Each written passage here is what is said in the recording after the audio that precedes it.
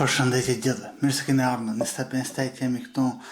përsëri këtë të mërkur me mua Yahya Abazin në emisionin ton, pra konceptin ton të ri të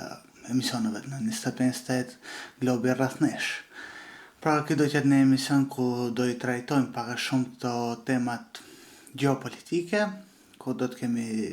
përgatitje që i bëjmë vetë, por në këtë rast edhe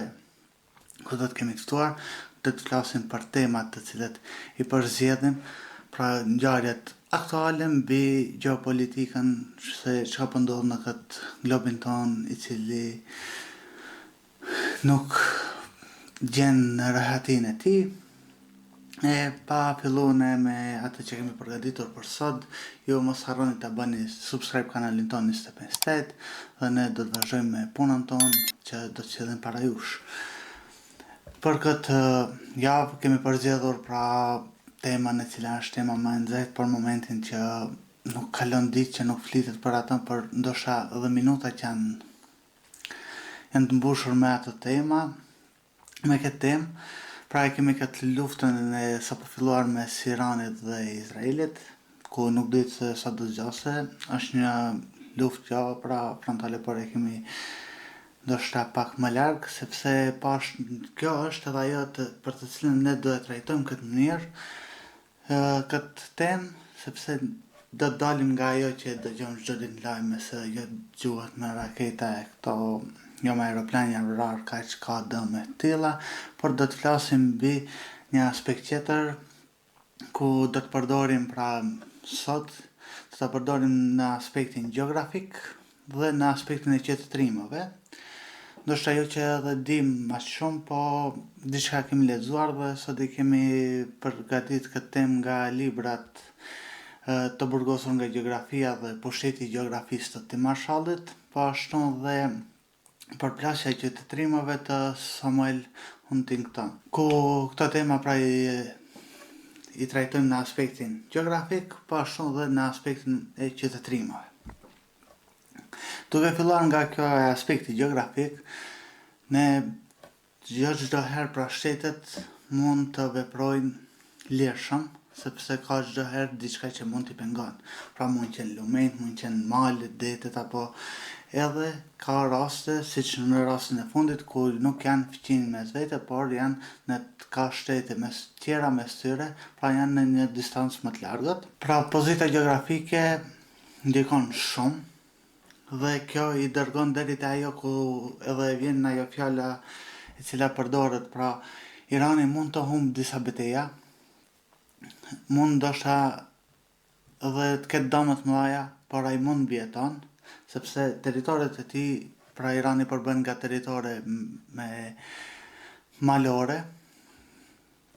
pra pjesa e kufive të tij është pjesë më shumë e ndarë nga shtetet tjera, pra është me vi malore, dhe kjo e ndihmon shumë para për mbrojtjen e tij. Po ashtu ndërsa Izraeli e ka të kundërtën, sepse Izraeli po e humbi një betejë, ai mund të humbë gjithçka dhe nuk mund t'i mbijeton. Ndërsa Irani është ajo që mund të humbë disa betejë, mund të ketë dëme edhe shumë të mëdha, por mund mbijeton për shkak të pozitës gjeografike. Duke parë këtë, pra edhe Izraeli po ashtu në ato momente kur dhe shkeli marrëveshjen para në pushim që e kishte dhe për këmbimin e pengjeve me palestinezët, ajo e bëri sepse në një pjesë të popullit të tyre kishte, nga ajo perceptimi i tyre ishte sepse ata e humbën një betejë, dhe frika nga kjo se po humbëm një betejë do të humbim gjithçka, sepse edhe vija ajrore, pra largësia mes Tel Avivit dhe Gazës është diku 7 km, pra në qoftë se ne humbëm këtë betejë, një ditë do të humbim edhe Tel Avivin, dhe për këtë përsëri kanë filluar duke e shkelur anë pushimin me vrasje, bombardime mbi popullin e Gazës, gjë që me këto zhvillimet e fundit mes Iranit dhe Izraelit, ajo është larguar ndoshta si temë e ditës, si temë kryesore e ditës, por edhe ajo nuk janë dalur deri më tani as pak sulmet, Pra kemi civil çdo ditë ku shtohen numri 70-80 të vrarë brenda ditës dhe gati se nuk rritet as pak, sepse është tërhequr vëmendja këtu. Në ku thamë ajo pjesa se këta nuk janë pra fqinj toksor, pra rol më të madh është duke luajtur ajo pjesa pra lufta ajrore ku bëjnë përmes aeroplaneve dhe raketave. Por në aspekt geografik po ashtu ndikon shumë edhe kjo. Ekonomik, pra do kemi edhe këtë mbylljen e ngushticës së Hormuzit, e cila ndikon shumë edhe në aspektin ekonomik në botë, ku do të ketë ngritje të çmimit të derivatave të naftës e këtyre.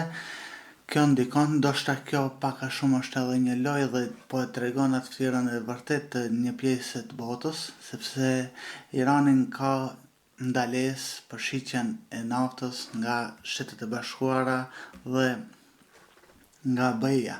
Por me fillimin e kësaj lufte, pra po del se edhe këta para kamerave dhe deklarativisht thonë se nuk do të blejmë, ka embargo, por në anën tjetër kanë bler me disa ndoshta ndryshime tyre që i bëjnë për ta largu, pra janë me fuqit që i morin të naftës nga Irani, por vetëm të mos shkruaj Iran dhe në atë aspekt ata i marrin ato derivate, por kjo sa do zgjohet se do të jetë në dëm të ekonomisë botërore dhe kjo do ndjehet më shumë tek popullata e varfër në pjesët ku janë njerëzit ekonomikisht më të dobët, sepse më ngritjen e çmimeve do të ketë pra pasiguri ekonomike në shumë vende të varfëra.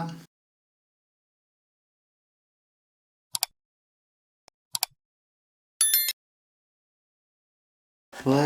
ku folëm te kjo ndikimi ekonomik,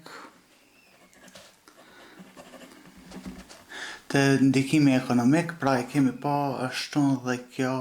për krahasit, dhe në qoftë se kjo luftë nuk ndalon dhe vazhdon të zhvillohet dhe të përhapet më shumë, pra mund të kemi një luftë ku do të futen 4 fuqi, pra siç është SBA-ja, Rusia, Kina dhe Bashkimi Evropian. Edhe pse Bashkimi Evropian viteve të fundit me zhvillimet e luftës Rusi-Ukrainë shihet se në aspektin ushtarak Bashkimi Evropian nuk ka edhe ndonjë fuqi aq të madhe dhe që mund ndikon shumë, por sadokudo është edhe Bashkimi Evropian aty ku mundohet t'jap nga vetja diçka. Dhe pra kemi këtë përkraje, pra përkraja e perëndimit nga Izraeli, dhe edhe pse Kina nuk ka ndonjë drejt për drejt ndikim, por pak a shumë luan atë lojën me dy palët, por në këto momente kemi pak edhe pozicionim nga ana e Iranit, ndërsa Rusia u deklarua se do të kërkon dhe do të jep nga ajo mundësitë dhe do të punon në atë që të arrihet një marrëveshje, po çka do ndodhë do të shihet në ditët e ardhshme. Deri në ato momente neve nuk na mbetet gjë tjetër që të presim. Por tani do dalim te edhe kjo te aspekti i qytetërimave. Aspekti i qytetërimave që nga fundi i luftës ftoftë e kemi atë se lufta nuk do të bëhet në aspekt ideologjik, por ajo do të bëhet në aspektin pra do të jetë luftë mes qytetërimave. Dhe këto dyja, kjo luftë pra mes Izraelit dhe Iranit, këto dyja janë dy qytetërime, pra dy botë të ndryshme, që pra edhe pse nuk luftojnë vetëm për pushtet, por luftojnë edhe mbi atë se luftojnë edhe mbi atë që të njohin, të tregojnë nga vetja se çka do qapin, por dhe të njohin qetrin. Pra me këtë njohja e qytetërimeve të qetrit, por dhe zhvillimi, avancimi dhe ndikimi i qytetërimit tyre mbi një zonë të caktuar. Qytetërimi perëndimor, pra si port, si stacion kryesor i qytetërimit perëndimor në lindjen e mesme është Izraeli, i cili dallon shumë nga qytetërimin të cilin e ka vetë ai territor gjeografik. Është pra një stacion, pra është zëri i qytetërimit i perëndimor Izraeli dhe kjo është arsye ndoshta edhe pse ka përkrahjen kaq të madhe nga perëndimi mbi zhvillime që i merr, pra hapa që i merr Izraeli në ato territore. Ndërsa Irani është përfaqësues i dy qytetërimeve tjera, ai pers dhe ai shiit, pra islamit, pra një grupacion në islam i cili është shiit. Pra këto dyja shkojnë para dhe dëshirojnë që të kenë ndikim në atë zonë, pra të përparojnë bazë qytetërimeve të tyre, edhe pse Irani është për në aspektin e qytetërimeve, por edhe në çdo aspekt si ekonomik dhe historik, është ajo ura lidhëse toksore mes Eurazisë, ndërsa porta kryesore është Izraeli për Eurazin dhe Irani është një urë. Pra në qoftë se kemi ballafaqim mes portës hyrëse dalëse dhe urës, atëherë nuk do të ketë, pra do të ketë një shkëputje mes Eurazis dhe do të kemi probleme të mëdha në të gjitha aspektet ekonomike, shoqërore dhe kulturore. Për këtë arsye duhet të gjendet zgjidhje, nuk dihet se si do të arrihet deri te ajo marrëveshje e cila kërkohet, por luftat më të mëdha ndodhin mes qytetërimeve, pra janë ato luftra të cilat nuk kanë kufin. Kufinët e tyre nuk duken, nuk kanë kufin fizik, por edhe në disa zona ka dhe përzierje qytetërimesh. Dhe luftra më të mëdha bëhet këtu, sepse janë kufin të padukshëm. Dhe në atë, pra këto dallime, pra kjo luftë bëhet sepse aty ka dallim të mënyrës jetesës, të fesë, të drejtave, të moralit e tjerë. Pra me këto kemi pra një luftë edhe mes këtyre, pra jo vetëm një luftë mes dy shtetesh, por ka edhe një luftë mes dy qytetërimesh. Po për neve si shtetet vogla, pra që jemi këtu, që nuk është që edhe mund bëjmë diçka, reagime mund të ketë, por reagimet e tona vetëm janë sa për që japim një deklarat para mediave nga udhëheqësit tanë, e cila do të ishte edhe më mos reagon as pak, sepse nuk do të kenë ndikim as pak në reagimi i tyre në atë që po ndodh vërtet, dhe nuk është që ndëgjohen nga dikush, por është vetëm një deklarat ndoshta për të mbushur edhe minutazhin e lajmeve gjatë ditës. Pra ky reagim i vendeve tona duhet shikohet pra në aspekt të interesave këtu dhe në atë se si do të shkon dhe çfarë kaje do të marrë kjo, sa do ndikon për vendin ton, pra do të jetë ajo pak a shumë, edhe mos këtë reagim për ata, por duhet të marrën hapa, mekanizma që të mundohemi të kalojë sa më lehtë kjo që po ndodh. Pra që mos ndikon edhe aq shumë sa në popull, si në ekonomi, po ashtu edhe në psikologjinë e tyre, sepse është një frikë nga popujt se ndoshta do të ketë edhe një luftë bërthamore, ku pak a shumë edhe është e pamundur. Nga njëra anë Izraeli mund sulmon edhe pse i ka, por ka disa rregulla që nuk mund ta bëj këtë, ndërsa në anën tjetër Irani nuk posedon, edhe pse thuhet se mekanizmat e tyre janë deri në atë që pra pasurimi i uraniumit dhe deri te ajo që brenda 2 ose 3 javë mund të ketë bombë bërthamore dhe Irani, por këto janë vetëm spekulime dhe teori konspirative, ku nuk dihet sakta ka diçka të tillë. Por ne si popull duhet të përgatitemi pra për këtu, pra në vendin tonë se çfarë po ndodh. Shqipëria duhet shikon se si do të i ballafaqohet me këto ndryshime, pra me rritjen e çmimeve, pra ndryshimet në ekonomi. Kosova do të ishte mirë që sa më shpejt të ketë një qeveri dhe t'i lënë këto inatët mes vete, sepse bota është në një kaos dhe kaosin e brendshëm nuk është momenti të kemi kaos brendshëm, por është momenti që të ketë zgjidhje, sepse po patëm kaos brendshëm dhe nuk e rregulluam për brenda, nga ajo kaosi jashtëm do t'jemi shumë të vështirë të ballafaqohemi. E neve si popull vegjël,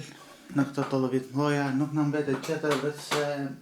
aty ku ka që të ketë zjarr, duhet të ketë dëm, duhet të ketë edhe zjarr. E neve nuk na mbetet veç se me kallë një duhan. Edhe pse deri sot në asnjë emision nuk e kam përdorur cigaren sepse është e dëmshme për shëndetin dhe për gjitha këto, por pa zjarr nuk ka tym, dhe aty ku ka tym di që ka zjarr. E kështu që ju faleminderit që ndodhët që deri në këtë moment e emisionin. Bëni subscribe kanalin tonë 25 ne do të mundohemi që sillim edhe informacione ndoshta jo vetëm një herë në javë, por me zhvillime të më të tjeshme do të mundohemi edhe më shpesh brenda javës të kemi informacion ndoshta edhe mbi këtë emision mbi gjeopolitikën. E deri në emisionin e ardhshëm, ju mirëmbëçi, bëni subscribe kanalin tonë 25, like videon nëse ju ka pëlqyer, ju deri atëherë, mirëmbëçi, miru takofshim.